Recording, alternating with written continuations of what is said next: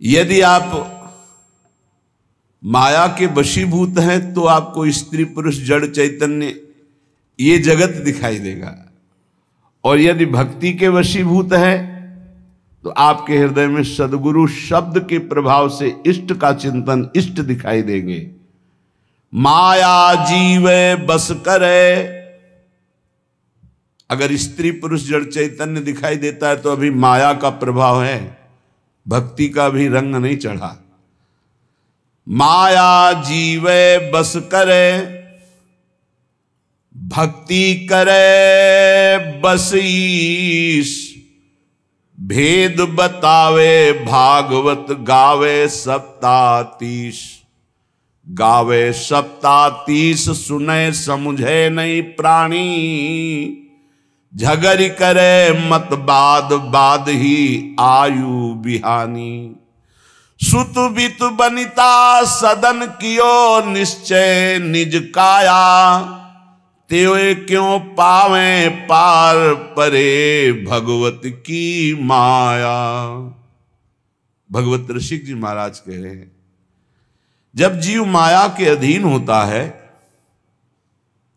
तो उसको स्त्री प्राण प्रिय, पुत्र प्राण प्रिय, शरीर प्राण प्रिय, मकान प्राण प्रिय, रुपया प्राण प्रिय, ऐसे माया के वशीभूत हुए जीवों को साक्षात सामने भगवत स्वरूप विराजमान पर भी वहां दृष्टि नहीं पड़ती, केवल शरीर पर दृष्टि रहती है, शरीर आसक्त रहता है, बाह्य दृष्टि रहती, इसलिए वो प्रभु को नहीं देख पाता है।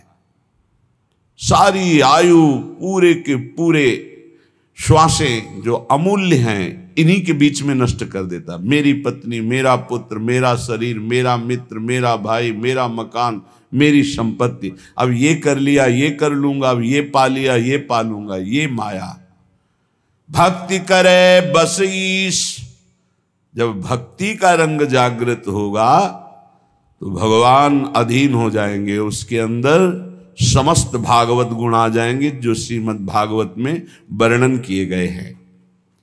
श्रीमद् भागवत में जो धर्म का स्वरूप 37 लक्षण बताए गए हैं वो उसमें जागृत हो जाते हैं। ये नए नए झगड़े करके, नए नए वाद विवाद करके भक्ति संबंध में भी जो एक दूसरे से द्वेष करते रहते हैं, घृणा करते रहते हैं, ये बेचारे हैं, जानते नहीं हैं एक ही परमात्मा स्वरूप है। जब भक्ति का रंग आता है तो जड़ चेतन जग जीव जत सकल राम मैं जानी, बंदों सबके पद कमल सदा जोरि जुग पानी। इसीलिए बड़े कृपा पात्र हैं जो सुलझा हुआ सत्संग प्राप्त हो जाए, नहीं तो भक्ति भी उलझा देती। अगर शुद्ध भक्ति का बोध नहीं है तो उन वचनों में ऐसी मायाकृत आसक्ति होती कि सामने वाला उलझ जाता है, वो समझ नहीं पाता कि सत्य का मार्ग क्या है।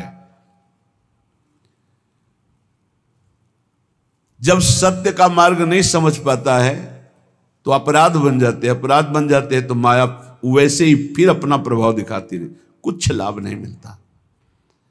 जीव के हृदय में जब भक्ति का रंग चढ़ेगा तो वासना फीकी लगेगी, संसार में सब कोई अपना प्रभु ऐसा भाव आने लगेगा, तो जानना हमारी शुद्ध भक्ति आ रही। फिर वैष्णव जन को देखने से तो ज्यादा हमारा भाव बढ़ना चाहिए। सातों सब मुहिमें जग देखा, पर मोते अधिक संत कर लेखा। पर बड़ा विचित्र है, हम देखते हैं कि मन की वृत्ति को ऐसा फांस दिया जाता है कि वो कमजोर उपासक जिसको शुद्ध ज्ञान नहीं है वो शुद्ध भक्ति की तरफ बढ़ ही नहीं पाता, वैर विरोध कर लेता है।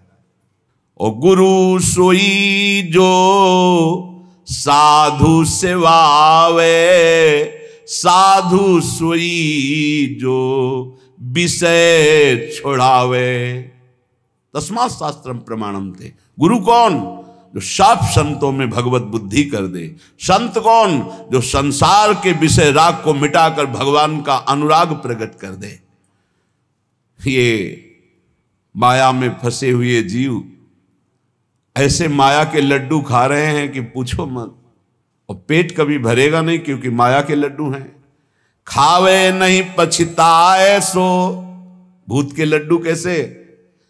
खावे नहीं पछताए सो, और खावे सो पछताए, ये जग लाडू भूत के दुहु भांति दुख पाए।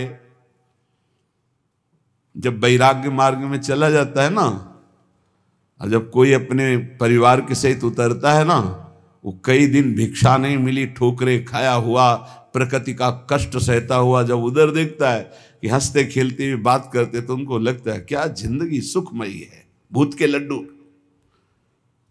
और वो इतनी समस्याओं में अंतर से जल रहे हैं, इतनी वासनाएं उनकी बढ़ी हुई हैं, वो भी पछता रहे हैं। कितने ऐसे सत्संगी कहते अगर पहले सत्संग मिल गया होता ना, हम संसार में ही नहीं फंसते, निकल जाते। जो संसार से निकाले जा रहे हैं वो उधर देख रहे हैं, छुप के देख रहे हैं, भूत के लड्डू। बहुत विचित्र। विवेक का प्रयोग असत वासनाओं को रोकने के लिए, ना कि बढ़ाने के लिए है। उसे विवेक कहते हैं। बुद्धिमान बहुत लोग हैं, लेकिन अपने को नष्ट कर रहे हैं बुद्धिमान बन करके। खावे नहीं पछताए सो, खावे सो पछताए, यह जग लाडू भूत के दुहु भांति दुखदाय। दुहु भांति दुखदाई, खाज ज्यो नखन खुजावत। भोग सुख कितना है? बोले जैसे नई दाद हुई हो। प्रहलाद जी ने भी वर्णन किया है भगवान नरसिंह जी की स्तुति में। ये भोग सुख, काम सुख कितना सुख देता है? बोले जैसे नई दाद हुई हो, नए दाने दाद, और फिर खुजलाओ, फिर इसके बाद जो फबदता है, फिर जो जलन होती है। दुहु भांति दुखदाई, खाज ज्यो नखन खुजावत। ये रोग भोगते होए शिष्ण रस नाहित धावत। श्री भगवत उरधारी, भक्त करे मन को दाबे। गुरु आज्ञा अनुकूल रहे तो न वेदन पावे। बहुत दिव्य महापुरुष भगवत रसिक जी। भगवत रसिक जी कहते हैं भोग क्या है? बोले भूत के लड्डू। जो खा रहे हैं वो पछता रहे, जो नहीं खा रहे वो पछता रहे। ये जो भोग रहे हैं उनके हृदय से पूछो, रात दिन उसी के चिंतन में जल रहे हैं, श्वासें नष्ट कर रहे हैं, आज तक तृप्ति नहीं, अब ये भोग लूं, इसको भोग लूं, उसको। भगवान बचावे ऐसा नाशवान खेल, ऐसा घृणित खेल, ऐसा धिक्कार युक्त खेल कि दिव्य परमानंद से विमुख कर देता है। जीव को सोच ही नहीं रह जाती कि मुझे भगवत प्राप्ति करनी है। अंत में कोई सत्य वस्तु तो हाथ नहीं लगी तो पछताना ही रहता है। जो नहीं भोगता है वो जब भोगी पुरुषों को देखता है तो लगता है बड़ा सुख है इनके। भगवान आजकल तो और ही कृपा किए हुए हैं, बहुत ही कृपा किए हुए हैं। पहले तो मर्यादा से उठना बैठना चलना होता था, अब तो चलना भी ऐसे हो रहा है कि वस्त्र आदि का धारण करने का जो पूर्व पद्धति, उन पद्धतियों का त्याग, चलने की मर्यादा का त्याग, व्यवहार बड़ा ही अपवित्र और अशुद्ध, और जेब में मोबाइल तो वो अशुद्ध दर्शन, अशुद्ध श्रवण, मनमानी चित्तवृत्ति भाग रही संसार की तरफ। ये जो त्याग के मार्ग में चल रहे हैं और ये जो भोगों का आकर्षण बहुत बड़ा भारी ये माया का दुख है, वो समझ नहीं पाता, बस वही चिंतन बना रहता है। और जो भोग रहे हैं वो और भोगों की लालसा में जल रहे हैं। बोले ये माया के भूत के लड्डू दोनों को दुख दे रहे हैं, जो नहीं भोग रहे हैं उनको भी और जो भोग रहे हैं उनको भी। ये जो नहीं भोग रहे हैं इनको कैसे बचना होगा? बोले ये तन से तो छोड़ रहे हैं, मन से ग्रहण कर रहे हैं, इसलिए इनको दोनों ही दुख होए। रसबल छूटे जो विषय तब ही तो सुख होए। राधा राधा राधा राधा नाम सुधा रसम, ये रसबल है। जब नाम जप करोगे तो घृणा हो जाएगी। कौन सा ऐसा स्थान है जो भगवान के नाम रूप लीला धाम से भी अधिक महत्वशाली है। अरे वमन हो जाए ऐसे घृणित अंग हैं, उल्टी हो जाए ऐसे घृणित अंग, बदबूदार अंग, मलमूत्र के भांड इस शरीर को प्रिय, इस शरीर को प्रिय, इसमें सुख। भगवान बुद्धि शुद्ध करे, कृपा करें। नहीं चाहे जितना प्रवचन कर लो, चाहे जितना प्रवचन सुन लो, अगर भजन नहीं है ना तो स्थिति वही होगी। जिनकी आप निंदा कर रहे हो उन्हीं में नाक रगड़ोगे। ये माया का ऐसा विशुद्ध जो जाल है, उससे निकलने के लिए जब तक पूर्ण भगवान की शरणागति नहीं होगी तब तक कोई उपाय नहीं है। नाटक से नहीं निकल सकते। दैवी हेषा गुणमयी मम माया दुरत्तया मामेव ये प्रपद्यन्ते माया में ताम तरंतिते। 50 वर्ष हो जाते हैं फिर भी वही नारकी भोगों की तृष्णा मिटाना कठिन हो जाता है। और जो भगवान की शरण का रास्ता पा गए, कम समय में इस माया पर विजय प्राप्त कर लेते हैं। कह रहे हैं भगवत ऋषिक जी, भगवान श्री हरि सबके हृदय में विराजमान हैं, पर जब तक भगवान के चरणारविंद का आश्रय लेकर विशुद्ध भक्ति नहीं होगी तब तक कुछ लाभ नहीं मिलने वाला। लाभ क्या है? यही लाभ है इन विकारों पर विजय प्राप्त करना। जो उपदेश है और को, खुली बात कह रहे हैं, खुली बात, जो उपदेश है और को सो नहीं माने आप। देखो जगत प्रवीणता ठगे आपको आप, ठगे आपको आप। विषय स्वार्थ नहीं छूटे, परमार्थ पत हेत बके, पर धन को लूटे। पंडित संत महंत गोसाई परमहंस जो, लोभ ग्रसे सब लोग नहीं भगवत सहाय जो। बड़े ही विरक्त फक्कड़ महापुरुष, किसी की कुछ भी आन कान न रखने वाले, बोले जो उपदेश के अनुसार आचरण नहीं करता है मैं उसे कुछ नहीं मानता हूं। भगवत ऋषि जी कहे, जो वाणी में वही मन में वही आचरण में हो तो तुम्हारा प्रवचन ठीक है। प्रवचन कुछ और, मन में कुछ और, आचरण कुछ और। तो पंडित संत महंत गोसाई परम हंस जो, लोभ ग्रसे सब लोग नहीं भगवत सहाय जो। जो उपदेश है और को सो नहीं माने आप। देखो जगत प्रवीणता ठगे आपको आप। भगवत ऋषि जी महाराज कह रहे हैं, विद्वान पांडित्य से युक्त संत वेश, महंत पदवी, गोसाई पदवी, परमहंस आदि पदवियों को प्राप्त जो हैं, जो धन का लोभ, मान, मद का त्याग करके निरंतर अपने स्वरूप में या भगवदानंद में मस्त हैं, तो धन्य है वो जगत पावन करने वाले संत, महंत, पंडित, गोसाई, परमहंस जन। ये जगत पावन करने वाले हुए। यदि यही वेश धारण करके, विद्वता करके, केवल धन, मान, प्रतिष्ठा, भोग सामग्री, तो बोले जो उपदेश है और को, ये सब माया है, छोड़िए, आप नरक जाओगे ऐसा करोगे। और आप महाराज, आप जो करोगे, आपको कभी आप लौट के अपने हृदय में देखो, जो दूसरे को कह रहे हो कि इससे नरक जाओगे, तो क्या ये आप में है? अगर है तो आप भी सोच लीजिए, आपके लिए विमान नहीं आएगा, आपको भी नरक जाना पड़ेगा। पूज्यपाद श्री उड़िया बाबा जी महाराज के पास एक बहुत विद्वान पुरुष है, उनकी वाणी जी में, उपदेशों में अमृत बरसता है। बाबा से कहा, बाबा आप सिद्ध पुरुष हो, बताओ मुझे भगवत प्राप्ति होगी? बड़े सम्माननीय थे। पूज्य स्वामी श्री अखंडानंद सरस्वती जी लेखनी में लिखते थे जो बाबा बोलते थे। बाबा ने कहा तुम्हें 7 जन्म तक भगवत प्राप्ति नहीं होगी, 1 जन्म के बाद क्या? कांप गए। क्यों बाबा? बोले हमसे पूछते हो क्यों? जो उपदेश देते हो आचरण में उतारते हो। शुभ गति कभी व्यभिचारी पुरुष को प्राप्त नहीं हो सकती। भगवत ऋषि जी ऐसे सिद्ध महापुरुषों में है जो किसी की कहानी नहीं रखते, किसी की। पंडित संत महंत गोसाई परम हंस जो, कौन से? बोले लोभ ग्रसे सब लोग नहीं, भगवत सहाय जो। इसलिए दूसरों को परमार्थ उपदेश करने का अधिकार उसी का है जो स्वयं परमार्थ का पथिक है। जो बोले वही आचरण में होना चाहिए, वही मन में होना चाहिए। वचन मन आचरण एक होने चाहिए, तभी उपदेश सार्थक माना जाता है।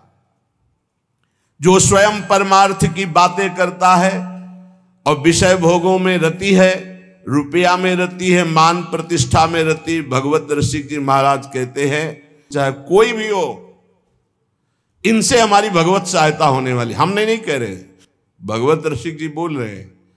उनमें पहले बोला है कि जो उपदेश कर रहे हैं और अपने आचरणों को उसी के अनुसार चला रहे हैं, उपदेश के अनुसार, वो जगत पावन करने वाले हैं। चाहे पंडित हो, चाहे संत हो, चाहे महंत हो, चाहे गोसाई हो, चाहे परमहंस हो। सतरत सतरत सा लोकांतार्यति। ए भाई, उपदेश के अनुसार चलो, भगवत उपदेश के। हमारे संत जन, हमारे महंत जन, हमारे पूज्य गोसाई जन, हमारे पूज्य विद्वान जन जगत का सदैव मंगल करते रहे, मंगल करने वाले हैं। ये केवल विषय प्रवचन का या धन लेने का या मान प्रतिष्ठा का नहीं, ये जगत मंगल का विषय है। इसका उपहास न बनाया जाए। आज लक्ष्य को उद्देश्य न रख करके उसका उपहास बनाया जाता है। सच्ची माने, वो सब व्याख्या करने से समझ में ही नहीं आएगा।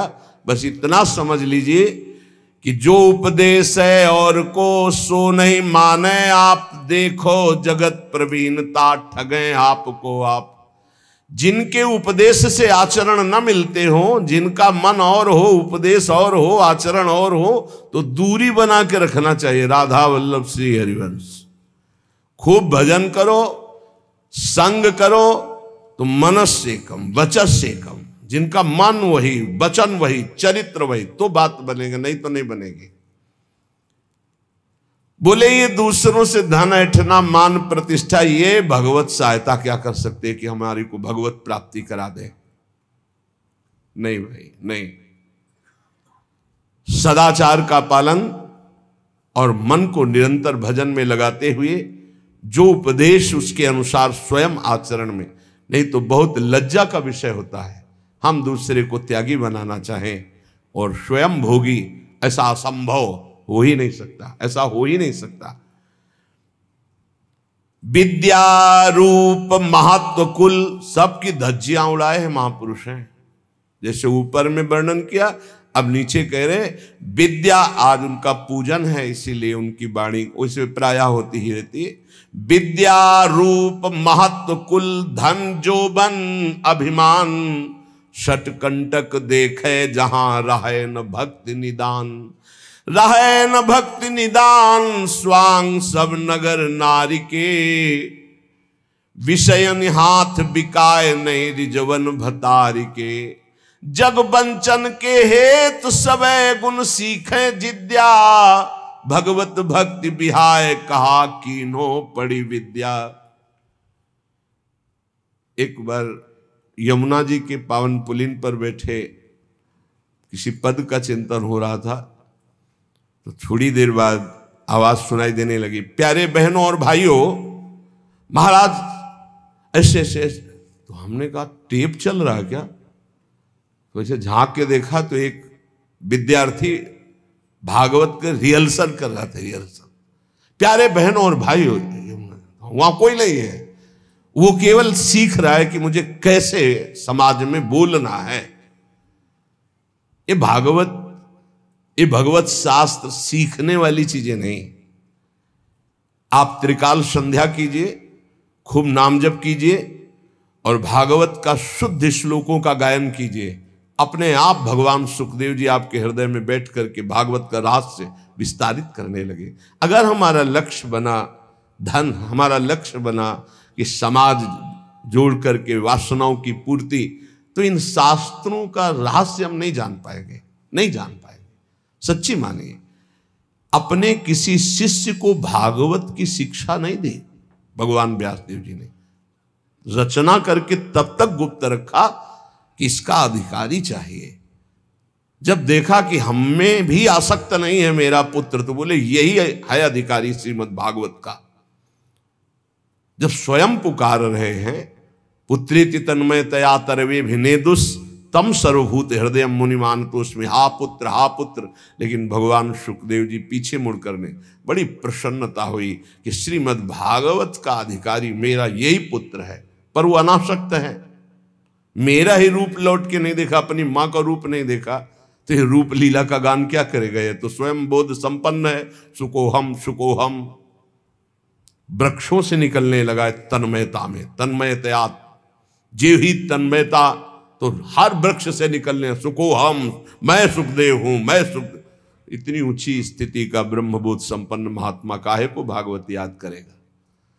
एक श्लोक रूप माधुरी का कान में पड़ा, बरहा पीडम नटवर बपू, आसक्त हो गए श्री सुखदेव जी। ऐसे श्री कृष्ण चंद्र जी की रूप माधुरी गान करके, और पक्का श्रीमद् भागवत में इतनी सामर्थ्य है, हृदय से कह रहा हूं कि सांगो पांग पद्धति से एक बार सप्ताह की श्लोक कान में पड़ जाए 18,000, तो महापापी भी परम पद का अधिकारी हो जाएगा। इसका प्रमाण धुंधकारी स्वयं उसी में है कि धुंधकारी 7 दिन बिना कुछ खाए पिए 18,000 श्लोक श्रवण करता, मनन करता है, तो विमान आता है और बैठ करके चला जाता है, और कोई साधन नहीं, केवल 7 दिन भागवत सुनने मात्र से भगवत प्राप्ति। तो ये नहीं कि सब भागवत केवल धन के लिए ही करते हैं या मान प्रति, नहीं। भूरिदा जना भगवत यश गान करने वाले जगत बंदनी होते हैं, जो रामकृष्ण हरि की चर्चा करके जगत को निष्पात करते हैं। संत जन मुद मंगल में संत समाजू, जो जग जंगम तीर्थ राजू। ये चलते फिरते तीर्थ हैं, तीर्थराज प्रयाग हैं, तीर्थी कुर्वंत तीर्थान, ये जहां चरण रख दे वहां तीर्थ बन जाए। लेकिन ये उनके लिए है जो भगवत चिंतन में निरंतर डूबे हुए, एकमात्र जगत मंगल के लिए उनका वचन निकलता है, उनके चरण चलते हैं जगत मंगल के लिए।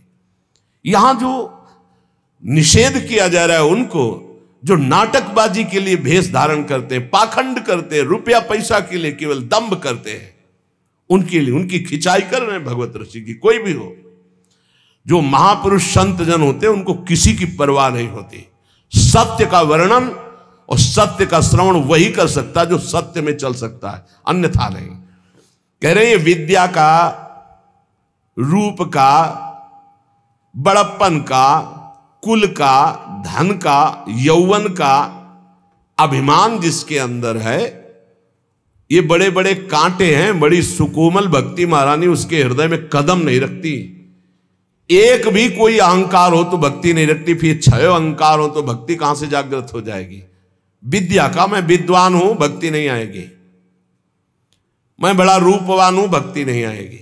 बड़ा धनवान, यौवन, बड़ा जवान, बलवान, सटकंटक देखे जहां रहे न भक्ति निदान, भक्ति महारानी वहां आ ही नहीं सकती।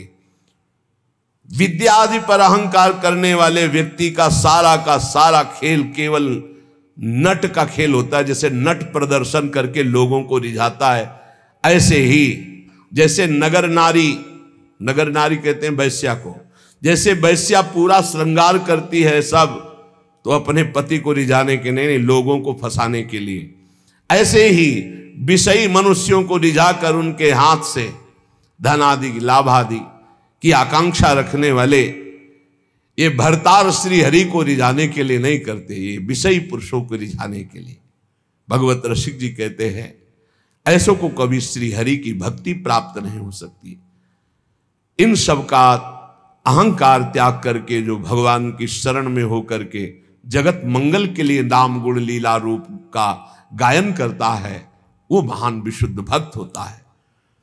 सद्गुरु शब्द सुस्वाति जल, सीप शिष्य ही होए, सकुच मीन टक्कर लगे तब वह मुक्ता होए। बोले सच्चे सदगुरु का शब्द जो है वो मंत्र के समान काम करता है। एक भी शब्द कान में पड़ गया तो परिवर्तन होगा ही होगा। जैसे स्वाति का वर्षा का बूंद चातक पीता है ना तो जीवन बन जाता है, और जब सीप में पड़ता है ना तो वही बूंद मोती बन जाता है, और जब केला में पड़ता है ना तो वही कपूर बन जाता है, और जब सांप के मुख में पड़ता है तो भयंकर विष बन जाता है, वही उसकी विष की वृद्धि करता है। सदगुरु के शब्द तो एक ही हैं पर अधिकारानुसार अलग अलग। अब जब ऐसे लोगों के कान में शब्द पड़ेंगे तो विष की तरह लगेंगे। अपने को बहुत बड़ा समझता है, दूसरों को ऐसे ऐसे। और अगर दैन्य भाव से तो जो कुछ कमियां सब निकाल करके हम अपने को भगवत मार्ग का सच्चा पथिक बनाएं, इसलिए इन संतों का उपदेश है। इसलिए कह रहे एक ही बूंद है, वही सीपी में पड़ा तो मोती बन गया, केले पे पड़ा तो कपूर बन गया, चातक की चोंच में आ गया तो जीवन बन गया उसका, क्योंकि वो उसी से अपनी प्यास बुझाता है। सांप के मुंह में चला गया तो विष बन गया। सदगुरु शब्द सुस्वाति जल, सीप शिष्य ही होए, सकुच मीन टक्कर लगे तब वह मुक्ता होए, तब वह मुक्ता होए। सजाती संगति जैसे, ना तरु तोए को तोए होए नहीं मुक्ता ऐसे। भगवत रसिक अनन्य बधु नव गर्भ धरे उर, सदा सहायक सासु स्वामिया जानो सतगुरु। सच्चे सदगुरु का जब शब्द निकलता है तो मंत्र की तरह काम करता है, बाण की तरह, अमोघ बाण बेध देता है, अंदर की कच्चाई को भस्म करके सच्चा बना देता है। अगर शिष्य के हृदय रूपी सीपी में वो शब्द टिक जाए और वो सकुचा करके अपने सारे दोषों को अंदर जो देख रहा है, धिक्कार है हमारे अंदर ऐसे दोष हैं, इनको मैं त्यागूंगा, गुरु चरणों के बल से मैं निर्विकार बनूंगा। बोले जे ही उसके हृदय में ऐसी बात, तो मानो सकची रूपी मीन का टक्कर लगा तो वो दिव्य मोती बन गया। मोती दिव्य तेजो में प्रियालाल के भाव को प्राप्त हो गया। भाव रूपी मोती, भावोत्सवेन भजतामरस कामधेनु। अगर सजाती साधु संग ना मिले, गुरुदेव की बात पर पूरी श्रद्धा ना हो पावे, तो वो शब्द शब्द मात्र रह जाता है, अलग प्रभाव दे देता है। वो गए थे सत्संग में, सबको ललकार रहे थे, सबको ललकार। ये गया सांप के मुंह में, सांप के मुंह में विष बन गया और वो विष उगल रहा है। अरे अपने को तो महापुरुष समझते हैं, दूसरे को घासपूस समझते हैं। हमने सुना था प्रवचन में, कुछ रहे और वो बूंद गया। महापुरुषों के वचन हैं, वही वचन श्रद्धालु के हृदय में गए तो भाव रूपी मोती बन गए। वही वचन अश्रद्धालु, ऐसा नहीं है, भगवान सब पर कृपा करते। कभी कभी अश्रद्धालुओं को भी सत्संग मिलता है। खलऊ करें भली पाई सुसंगु, और मिटे न मलिन स्वभाव भंगु। चाहे जितना अमृत पियाओ, सांप के मुंह में जाके विषय बनेगा, वो और कुछ नहीं बनेगा। वो सत्संग में बैठे केवल ये सुनते हैं कि कौन सा पॉइंट मिले जिसका हम निगेटिव भाव प्रस्तुत कर सके, वो कौन सा पॉइंट मिले जिससे मेरा जीवन सुधर कर भगवान में लगे, ऐसे भाव वाले नहीं होते। खलऊ करें भली पाई सुसंगु, मिटे न मलिन स्वभाव भंगु। भगवत रसिक जी कहते हैं, जब कोई अपने गुरुदेव का अनन्य होता है, बधू जैसा, जैसे बहू नहीं होती, बस पहले के भाव थे, मेरा पति मेरे लिए भगवान है, और जिस घर में मैं आई ये मेरे भगवान का मंदिर है, अब इस डेहरी पे ही मेरे प्राण समर्पित है। ये पहले की बधुओं का दृढ़ नियम। बोले ऐसे ही मेरे गुरुदेव मेरे सर्वस्व है, बस ये डेहरी जो इनके चरणारविंद की रेखा से युक्त है, यही मेरे लिए परम धाम है। इनके उपदेश ही सब शास्त्रों का सार है, बस जो पकड़ लिया सो निपट गए, माया से निपट गए।